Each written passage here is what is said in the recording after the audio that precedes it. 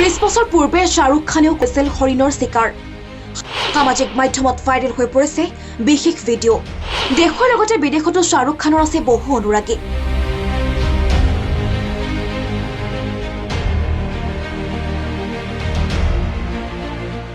কেৱল নায়ক হৈয়ে নহয়, খলনায়ক হৈও দৰ্শকক মনোৰঞ্জন দিছে শাহৰুখ খানে। শাহৰুখৰ 30 বছৰ পুৰণি এখন ছবিৰ এটা ভিডিঅ' এতিয়া যথেষ্ট ভাইৰেল হৈ পৰিছে।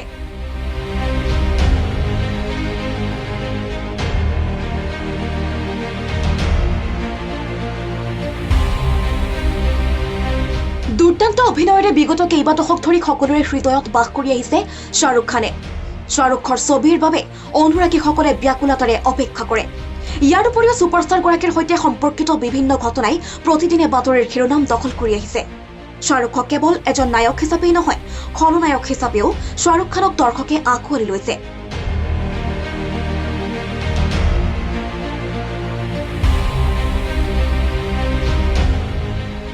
কেৰিয়াৰৰ আৰম্ভণিতে শাহৰুখে ডাৰ আৰু আঞ্জামৰ দৰে ছবিত খলনায়কৰ চৰিত্ৰত অভিনয় কৰিছিল। খলনায়ক হিচাপেও শাহৰুখ খানক দৰ্শকে আঁকোৱালি লৈছে।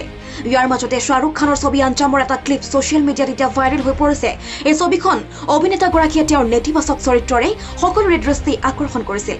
ভাইৰেল ভিডিঅ'টোত শাহৰুখ খানে চিকাৰৰ পৰা ঘৰলৈ উভতি আহি তেওঁৰ চাকৰজনক গাড়ীৰ পৰা হৰিণাটো উলিয়াবলৈ কয়।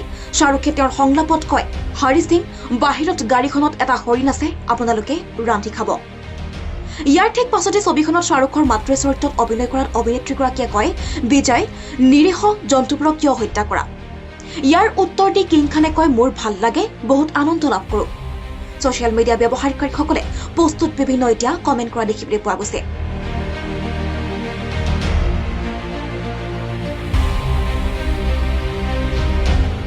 এতিয়া প্ৰায় সকলোৱে এই কথা জানে যে ছলমান খানে নিৰন্তৰ এটা ভাবুকি লাভ কৰি আছে। কলা হৰিণৰ হত্যাৰ গোচৰত তেওঁলোকক অপৰাধ স্বীকাৰ কৰিবলৈ আৰু ক্ষমা বিচাৰিবলৈ কোৱা হৈছে। অৱশ্যে ছলমান আৰু তেওঁৰ পিতৃ সেলিম খানে স্পষ্টকৈ কয় যে তেওঁলোকে এনেকুৱা একো কৰা নাই। ছলমান খানৰ সুৰক্ষাক লৈ যথেষ্ট চিন্তিত হৈ পৰিছে পৰিয়াল তথা অনুৰাগীসকল। বৃদ্ধি কৰা হৈছে অভিনেতাজনৰ নিৰাপত্তা আৰু তাৰ মাজতে শাহৰুখ খানক লৈ এতিয়া চৰ্চা আৰম্ভ হৈছে। এটা বিশেষ ভিডিঅ' ক্লিপৰ জৰিয়তে এতিয়া চৰ্চাত আহি পৰিছে শাহৰুখ খান।